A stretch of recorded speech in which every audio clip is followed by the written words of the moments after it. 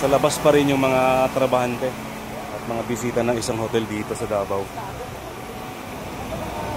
Ito yung mga ano.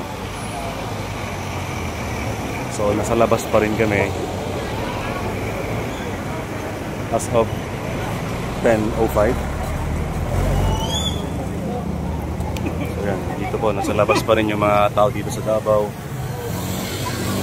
Check pa yung mga infrastruktura. If meron bang nasira.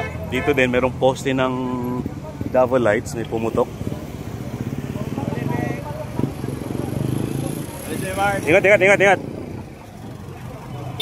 Yan, hindi pa rin nakakabalik yung mga empleyado, mga bisita po ng isang hotel dito sa Palma Hill Street, Davao City dahil chine-check yung stability ng mga buildings.